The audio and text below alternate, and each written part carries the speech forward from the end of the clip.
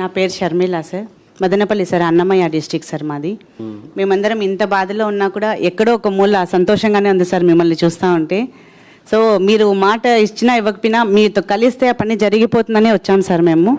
So mega DSC 2025లో జరిగిండే అన్యాయానికి ఎవరైనా న్యాయం చేయగలరా అంటే ఆ ఒక్కరు మీరొక్కరే సార్ మాకు న్యాయం చేసే వ్యక్తి. మీతో కలిసి మేమందరం ఒక గ్రూప్ ఫామ్ చేసుకున్నాం సార్. మేము మీ దగ్గరికి వస్తేనే న్యాయం జరుగుతుందని చెప్పి మన సార్ వాళ్ళంతా చాలా హెల్ప్ చేశారు సార్. మన అందరు ఇక్కడ ఉండే పెద్దవాళ్ళంతా చాలా హెల్ప్ చేసి మీతో మాట్లాడికి పిలుచుకొచ్చారు సార్. ఇంకా నా విషయానికి వస్తే సార్, నేను ఎస్ఏ బయాలజీ రాశాను సార్ ఈ డిఎస్సిలో. బయాలజీలో నా కేటగిరీ వచ్చేసి బీసీఈ సార్. నేను 2nd ప్లేస్లో ఉన్నాను సార్ బీసీఈలో. సో నాకు సర్టిఫికేట్ వెరిఫికేషన్ జరిగింది. This is my call letter sir. So call letter. So నాకు అంతా సక్సెస్ఫుల్గా జరిగింది సార్. నాకు ఇంకా వైవా క్వశ్చన్స్ కూడా అడిగారు సార్ అందులో. ఆ టైంలో ఈ ఇయర్లో మీ హెడ్ మాస్టర్ ఎవరు, మీ పీఈటీ ఎవరు అని వైవా క్వశ్చన్స్ కూడా అడిగారు సార్. అడిగి అన్నీ పర్ఫెక్ట్గా ఉన్నాయమ్మా, నువ్వు సెలెక్ట్ అయిపోయావు, నువ్వు హ్యాపీగా ఇంకా నువ్వు 1 వీక్లో నువ్వు వేరే ప్లేస్కి వెళ్ళిపోవాలా, ఈ 1 వీక్లో బాగా ఎంజాయ్ చెయ్యి అని చెప్పి పంపించారు సార్ నాకు. సో ఈ 1 వీక్ నేను అంతవరకు సస్పెన్స్గా, అంతవరకు సీక్రెట్గా పెట్టుకున్న ఈ పొజిషన్ని అప్పుడు రివీల్ చేశాను సార్. ఎప్పుడు వీళ్ళు ఇంకా కన్ఫామ్ అని చెప్పిన తర్వాత అప్పుడు స్కూల్లో చెప్పాను, అప్పుడు మా చుట్టుపక్కల రిలేటివ్స్ చెప్పాను. ఆ 1 వీక్ అంతా చాలా సంబరం చేసుకున్నాం సార్. తర్వాత రిజెక్షన్ లిస్ట్లో కూడా నేమ్ ఎక్కడా లేదు సార్, సెలెక్షన్ లిస్ట్లో నేమ్ లేదు. ఆ మేడం 2 months, నేను దాదాపు 6 months సార్. 6 months అసలు ఇంట్లో మొహం చూపించే కూడా. నా దగ్గర ఇంకొక అమ్మాయి కూడా డిఎస్సికి ప్రిపేర్ అయింది సార్. ఏమక్క నువ్వు చదివి ఒకటే 24 గంటలు బుక్ ఎత్తుకొని నేను చదవక ఒకటి చూసినావా అని చెప్పేసాను సార్, ఒకటే మాట. సో ఇంత అన్యాయం అలా ఎలా అని వెళ్ళాం సార్ మేమందరం సార్ బ్యాచ్. తర్వాత ఒక 3-4 months కంటిన్యూగా విజయవాడకి వచ్చాం సార్ మేము. లోకేష్ సార్ వాళ్ళ హౌస్ దగ్గరికి ఎన్నిసార్లు తిరిగామో సార్. మేము అందరం ఒక 40-30 members ఇక్కడ ఉండే వాళ్ళంతా వచ్చాం సార్. డిఎస్సి అంటే 1 kilometerకి ఆ పక్కనే మమ్మల్ని పంపించారు సార్. డిఎస్సి వాళ్ళు తప్ప ఎవ్వరూ రాకూడదు. వాళ్ళ దగ్గర సమాధానం లేదు కదండి సార్ ఇచ్చేకి. మేము వెళ్ళాం సార్, మాకైతే ఏం ఆన్సర్ చేయలేదు. 1:1 వెరిఫికేషన్, హారిజాంటల్ రిజర్వేషన్ అన్నారు సార్. ఈ లోకేష్ సార్కి కానీ, సరే ఆయన ఎక్స్పీరియన్స్ ఉండే చంద్రబాబు సార్కి కానీ తెలీదా సార్, ఈ వెరిఫికేషన్ మీకు ఆల్రెడీ ఉంది కదా, మీకు ప్రాసెస్ తెలుసు కదా, పిలిచితే వాళ్ళు ఒప్పుకోరు, వాళ్ళకి ఇవ్వాల్సిందే పోస్ట్ అని మీకు తెలీదా? ఇవన్నీ ముందుగా ప్లాన్ చేసుకొని కదా మీరు వెరిఫికేషన్కి పిలుస్తారు. ప్లాన్ చేయకుండా పిలిచి ఇప్పుడు మాకు ఇవ్వకుండా పోతే మేము ఎవరికి చెప్పుకోవాలి సార్? డెమోక్రసీనే కదా, అట్లీస్ట్ మా బాధ వినే కూడా లేదు సార్. ఇక్కడ వీళ్ళు చెప్పారు సార్, లాస్ట్లో మేము ఇచ్చాం కదా వెరిఫికేషన్ జరిగిన వాళ్ళకి కంపల్సరీ ఇవ్వము అని.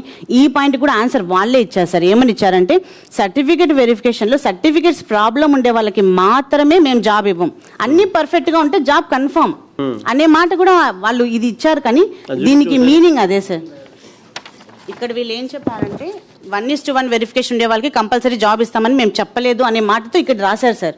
బట్ వీళ్ళు ఇచ్చే ఇంటర్వ్యూస్లో ఏం చెప్పారంటే ఎందుకు ఆ మాట చెప్పామంటే ఫేక్ సర్టిఫికేట్స్ ఉంటాయి, సో వాళ్ళని తీసేస్తాం కాబట్టి ఇది మేము గ్యారంటీ ఇవ్వలేమనే మాట చెప్పారు. కానీ 1:1కి లేదు అనే మాట అయితే ఎక్కడా లేదు సార్. ఖచ్చితంగా 1:1 పిలిచారు సార్ వాళ్ళు, కానీ మాకు ఇవ్వలేదు sir. East Godavari district sir. నా పేరు వీరవేన్ సార్. నేను స్కూల్ అసిస్టెంట్ ఫిజికల్ ఎడ్యుకేషన్ రాశాను సార్. మాకు ఓపెన్లో 30 పోస్టులు ఉన్నాయి సార్ ఉమెన్కి. 30 పోస్టులో లాస్ట్ పోస్ట్ మా రిజర్వేషన్ అమ్మాయి ఉంది సార్. ఓపెన్ కేటగిరీలో అమ్మాయిని స్పోర్ట్స్ కోటా అమ్మాయిని తీసుకొచ్చి ఓపెన్లో కూర్చోబెట్టారు sir. Without exam sir, no exam. అమ్మాయికి ఎగ్జామ్ లేదు, క్వాలిఫికేషన్ లేదు. వాళ్ళకి 2 years మళ్ళీ చదవడానికి ఆప్షన్స్ ఇచ్చారు సార్. తనకి ఆ అమ్మాయి ఓసీ అమ్మాయి సార్, ఓపెన్లో కూర్చోబెట్టారు సార్. తను మా రిజర్వేషన్ అమ్మాయి, ఓపెన్లో ఉన్న అమ్మాయి రిజర్వేషన్లు వేశారు సార్. లాస్ట్ పోస్ట్ నాది పోయింది సార్. సార్ నా పేరు బాలకృష్ణ సార్, మాది ఈస్ట్ గోదావరి కాకినాడ సార్. నేను స్కూల్ అసిస్టెంట్ ఫిజికల్ ఎడ్యుకేషన్ అభ్యర్థిని సార్. నాకు ఈ డిఎస్సిలో 75.5 మార్క్స్ వచ్చాయి సార్. నాకు కాల్ లెటర్ ఫస్ట్ ఫేజ్లోనే ఫస్ట్ డే నాకు వచ్చింది సార్. నాది సక్సెస్ఫుల్గా కంప్లీట్ అయింది సార్, నా వెరిఫికేషన్ కంప్లీట్ అయింది సార్. నాది రిజిస్టర్ లిస్ట్లో కూడా నా పేరు లేదు సార్. ఎందుకు పోయిందని నేను డిఓ ఆఫీస్కి వెళ్తే, నీ క్యాస్ట్లో ఒకరు స్పోర్ట్స్ పర్సన్, 2 ఎక్స్ సర్వీస్ మ్యాన్లకి ఇవ్వడం ద్వారా హారిజాంటల్ విధానం అమలుపరచడం ద్వారా నీ ఉద్యోగం కోల్పోయింది అని అన్నారు సార్. అది ఎలా ఇచ్చేస్తారు సార్? నేను మెరిట్ స్టూడెంట్ని, ఇప్పుడు వాళ్ళకి ఇవ్వచ్చు కాదని నేను అనట్లేదు. నేను ఒకరికి ఇచ్చినా ఇబ్బంది లేదు, కాకపోతే 3కి ఒకే క్యాస్ట్లో ఇవ్వడం వల్ల నేను మెరిట్ అభ్యర్థిని నష్టపోతున్నాను కదా అని చెప్పేసి అన్నాను సార్. అలా కాదు, 4 ఉన్నా సరే మేము ఇచ్చేస్తాము ఆ కోటాను బట్టి అని చెప్పేసి అన్నారు సార్. అంటే ఇప్పుడు మేము మెరిట్లో ఉన్న ఎంత చదువుకొని రెగ్యులర్గా చదువుకొని దానికి సంబంధించిన సర్టిఫికేట్ సంపాదించుకొని మెరిట్ ఉండి క్యాస్ట్లో నాకు ఉద్యోగం పోతే వాళ్ళకి ఇచ్చేస్తే వాళ్ళు ఏ విధంగా వాళ్ళు టీచ్ చేస్తారు సార్. అది స్పోర్ట్స్ వెరిఫికేషన్ కూడా 1 month బిఫోర్ అయిపోయింది సార్. ఒక వ్యక్తి ఉన్నాడని తెలిసి నాకు కూడా ఎందుకు పంపించడం సార్, పంపించుకుంటే సరిపోతుంది సార్. ఉండి కూడా నాకు పంపించారు సార్. దయచేసి మీరు ఈ విషయంలో న్యాయం చేయండి సార్. 98లోను 2008లోని ఎలా అయితే అభ్యర్థులకు మీరు న్యాయం చేశారో ఈరోజు మీ మెరిట్లో ఉన్న మా వెరిఫికేషన్ అయిన వారందరికీ కూడా మా అందరికీ మీరు న్యాయం చేయవలసిందిగా కోరుకుంటున్నాను సార్. Thank you sir. అన్న నమస్తే అన్న, నా పేరు రాజకమల్ అన్న, గుంటూరు నుంచి వచ్చానన్న. ఫిజికల్ ఎడ్యుకేషన్ గురించి మేము అపీల్ అయినా అన్న ఎగ్జామ్కి. లోకేష్ గారు, కన్వీనర్ గారు వాళ్ళు చేసినటువంటి మిస్టేక్స్ ఈ విధంగా ఉండటం వల్ల మట్టిలో మాణిక్యాల్ని బయటికి తీయాల్సినటువంటి మా భవిష్యత్తు మట్టి పెట్టుకుని పోయిందన్న. అది ఫిజికల్ ఎడ్యుకేషన్ గురించి నేను కొన్ని విషయాలు చెప్తున్నాను. పర్సంటేజ్ ఇగ్నోర్ చేశారన్న వాళ్ళు. ఎట్లా అంటే ఓసీలో 50% అన్నారు, ఎస్సీ ఎస్టీ బీసీకి 45% అన్నారు. కాదు ఇది తూచి మళ్ళీ కాదని చెప్పేసి సప్లిమెంటరీ నోటిఫికేషన్ ఇచ్చి ఓసీలకి 45%, ఎస్సీ ఎస్టీ బీసీలకి 40% అని రిక్రూట్ చేశారన్న. ఆ రిక్రూట్లో నోటిఫికేషన్ అయిపోయి ఎగ్జామ్ అయిపోయిన తర్వాత వెరిఫికేషన్ చేసేటప్పుడు ఈ క్యాలిక్యులేషన్ అనేది ఏ క్యాండిడేట్ని చేయలేదన్న. చేయకపోవడం చేత పర్సంటేజ్ లేని వ్యక్తులు కూడా ఈరోజు దాంట్లో ఫిజికల్ ఎడ్యుకేషన్కి ప్రవేశం చేయడం జరిగిందన్న. అలాగనే వెరిఫికేషన్ అప్పుడు వాళ్ళు వర్కింగ్ చేస్తున్నటువంటి కేజీబీయూలో టీచర్స్, ఎన్ఓసీ లేకుండా పనిచేస్తున్నటువంటి టీచర్స్ కూడా ఆ ఎంపికైతే వీళ్ళు పనిచేస్తున్నారా లేదా అనేటువంటి పర్సువేషన్ కూడా లేకుండా వాళ్ళని ఎంపిక చేయడం జరిగిందన్న. దానివల్ల కూడా ఫిజికల్ ఎడ్యుకేషన్ చాలా భ్రష్టు పట్టినటువంటి పరిస్థితి ఈ నోటిఫికేషన్లో కనిపిస్తూ ఉందన్న. మాస్ కాపీయింగ్ అడిగా ఉన్నాం. మాస్ కాపీయింగ్ జరిగిందని చెప్పేసి మేము ఆర్టీఏ వేసాం. ఆర్టీఏలో మాస్ కాపీయింగ్ గురించి ఆయన ఇచ్చినటువంటి సమాధానం అన్న, ఆర్టీఐ పరిధిలో లేదు, మాస్ కాపీయింగ్ ఇవ్వడం అనేది ఆర్టీఐ పరిధిలో లేదు, సీసీ ఫుటేజీ ఆర్టీఐ పరిధిలో లేదు అని ఆన్సర్ చేశారన్న.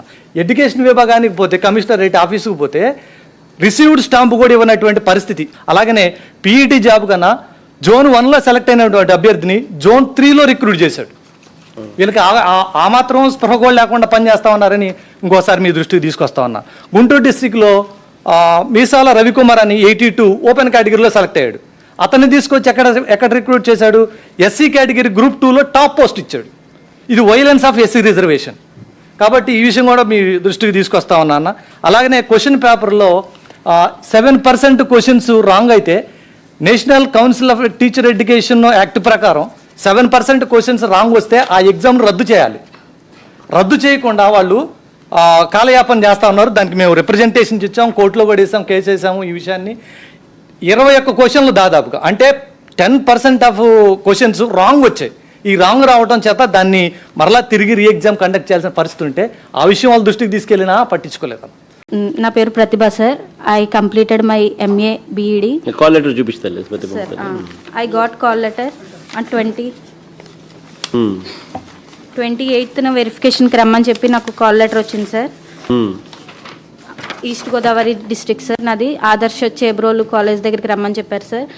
అక్కడ వెరిఫికేషన్ కూడా కంప్లీట్ అయ్యి వెరిఫికేషన్ చెక్ లిస్ట్ సార్ ఇది. ఇక్కడ ఎలిజిబుల్ అని రాశారు సార్. ఓపెన్ కేటగిరీలో సెలెక్ట్ అయిన వాళ్ళని ఓపెన్లోనే ఇవ్వాలి అని చెప్పారు సార్. నా మార్కులు స్కూల్ అసిస్టెంట్ ఇంగ్లీష్ పోస్ట్కి 73.13 వచ్చాయి sir. School assistant English 33% reservation for women is 3 post. ఉమెన్కి 3 పోస్ట్ నోటిఫై చేశారు సార్. ఓపెన్ పోస్టులు వచ్చేసరికి 35 sir. My rank is 87. So open పోస్టులు 35 అయితే నా ర్యాంక్ 87 అయితే ఇక్కడ ఉమెన్లో 3 పోస్టులు ఉన్నాయి నోటిఫై చేయబడి. ఈ ఉమెన్లో 3 పోస్టులో 3rd పోస్ట్ నాది. ఎక్కడైతే ఈ ఈ రూల్ని ఫాలో అవ్వకపోవడం వల్ల it is given by Supreme Court. ఈ రూల్ని ఫాలో అవ్వకపోవడం వల్ల ఇక్కడ 3rd పోస్ట్ ఓపెన్లో సెలెక్ట్ అయిన ఒక క్యాండిడేట్ని తీసుకొచ్చి రిజర్వేషన్లో కూర్చోబెట్టారు. నేను గ్రీవెన్స్ కూడా అప్లై చేసుకున్నాను సార్. 28న నాకు సర్టిఫికేట్ వెరిఫికేషన్ అయింది. కానీ ఇక్కడ గ్రీవెన్స్ ఇచ్చిన రిప్లైలో ఇక్కడ 29న మీరు వచ్చారు సర్టిఫికేట్ వెరిఫికేషన్కి అని రాశారు. నేను వెళ్ళింది 28న సార్. ఇంకా మాకు కట్ ఆఫ్ మార్క్స్ కావాలి సార్. కట్ ఆఫ్ అంటే ఇప్పుడు number of post reservation open కేటగిరీలో 35 post sir notified sir. Open కేటగిరీలో 35 నోట్ చేసినప్పుడు ఈ 35 పోస్ట్లో లాస్ట్ పోస్ట్లో సెలెక్ట్ అయిన అభ్యర్థి కట్ ఆఫ్ మార్క్స్ ఇంత అని చెప్తే ఆ పైన ఉన్న వాళ్ళందరూ ఓపెన్లోకి వెళ్ళిపోవాలి. కానీ ఇలా చెప్పకపోవడం వల్ల ఇక్కడ సెలెక్ట్ అవ్వాల్సిన అభ్యర్థులు ఇక్కడికి వచ్చేస్తున్నారు సార్. ఇక్కడ రిజర్వేషన్లో రావాల్సిన అభ్యర్థులు రిజర్వేషన్లో రాకుండా ఓపెన్లోకి వెళ్ళిపోవడం, ఓపెన్లో ఉండాల్సిన వాళ్ళు ఓపెన్లో ఉండకుండా రిజర్వేషన్లోకి రావడం వల్ల కట్ ఆఫ్ మార్క్స్ లేకపోవడం వల్ల ఈ గందరగోళం అంతా నెలకొంది. సో వాళ్ళు చెప్పకపోవడం వల్ల కట్ ఆఫ్ మార్క్స్ అనౌన్స్ చేయకపోవడం వల్ల గందరగోళం ఉంది. సో మాకు కట్ ఆఫ్ మార్క్స్ కూడా తెలిపి మాకు న్యాయం చేయాలని చెప్పి కోరుకుంటున్నాం సార్.